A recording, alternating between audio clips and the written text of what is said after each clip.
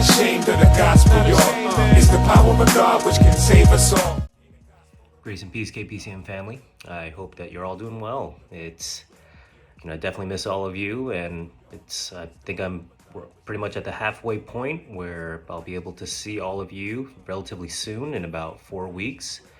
But until then, I wanted to continue to encourage you on Mondays. And so today I just wanted to share with all of you a verse that really spoke to me today. And so it comes from 1 Corinthians chapter 10, verse 31. So whether you eat or drink or whatever you do all to the glory of God. So just came back from physical training today, and we used some weights, and as you kept on lifting the weights more and more, right, got heavier and heavier until all you can focus on was just the heaviness of that weight and just trying to lift it up. Now in the Greek, and or should I just say in the Hebrew, glory, the word kavod is the weight. And when it comes to the glory of God, we often say, oh, I'm living for the glory of God, or I got to do this for the glory of God. And, just as a quick reminder, right? So glory, literally, it just means the weightiness, right? The heaviness. So, in other words, is the glory of God, does that weigh upon you? Does it weigh upon me?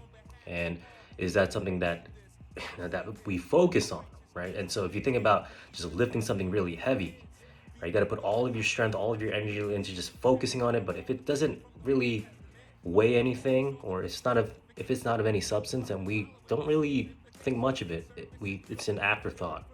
And so when Scripture talks about doing everything for the glory of God, it's not just something sentimental, but it's something that really weighs upon us, something that we really put our focus on and trying to lift up.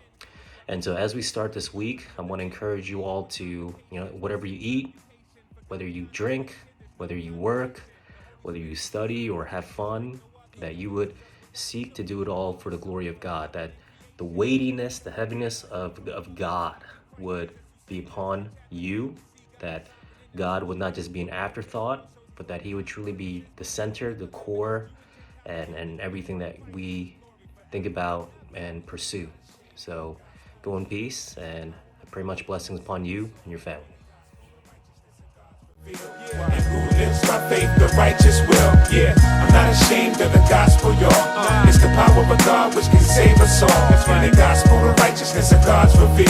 And who lives by faith, the righteous will. So in view of God's mercies, we remove our worldly uniforms and throw on crucified jerseys. Holy and acceptable, ruled by the divine. Jesus. Being transformed by renewal of the mind. Yes.